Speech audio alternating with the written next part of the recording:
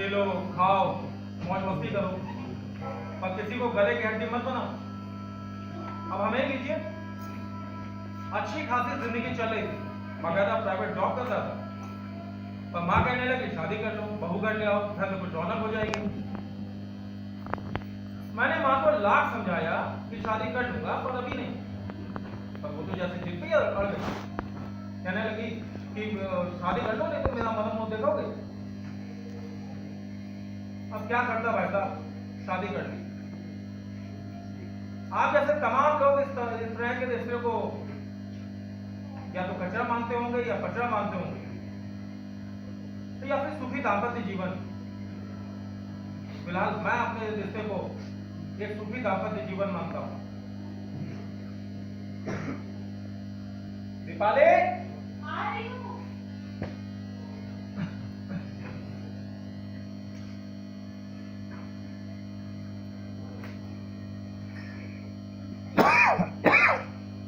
क्या बात है? कुछ नहीं, पता नहीं क्यों लगता है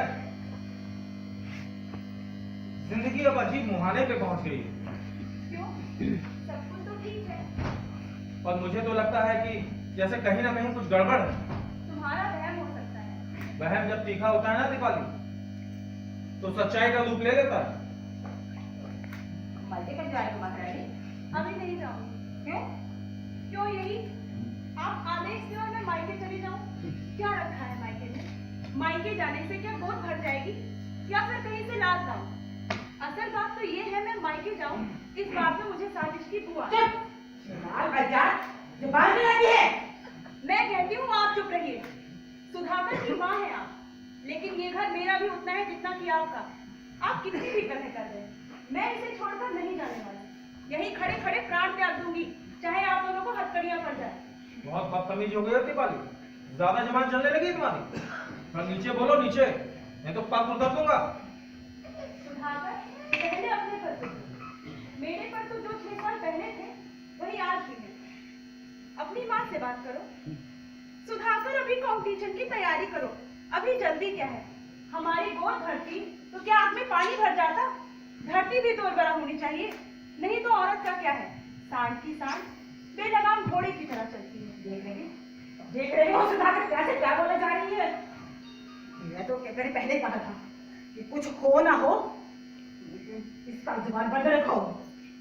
मेरी जुबान बंद होने वाली नहीं है, और रही बात इस घर की, तो मैं इसे छोड़कर नहीं जाऊंगी। तो मेरी छाती में मूंग डाल, मूंग खूब डाल, जो जी में आकर मर निर्वंशनी।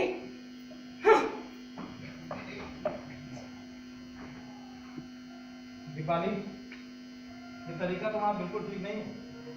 वो मेरी माँ है, तुम्हें उनके साथ सलीके से पेश आना चाहिए। तुम्हारी माँ है तो मेरी भी साथ है, इस बात को तुम कैसे नजरअंदाज कर सकती हो? मैं समझता हूँ डार्लिंग। पर क्या? अपने भीतर जाओ।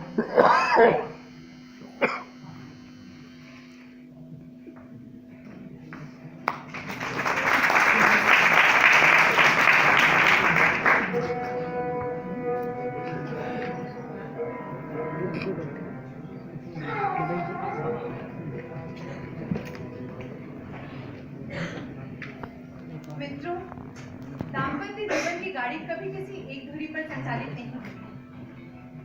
ऐसा माना जाता है और एक सुखी वैवाहिक जीवन में देखा भी गया है। जब तक धुरी के दोनों पहिए समान गति और समान विश्वास के साथ संचालित नहीं होते, तब तक शक, सुभाव और दुविधाओं के बादल छाए रहते। दाम्पत्य जीवन की ये विडंबना है कि शक की सुई कभी किसी एक व्यक्ति पर केंद्रित नहीं होती, बल्कि इसके दायरे में दोनों पक्ष बराबर के साझेदार होते हैं।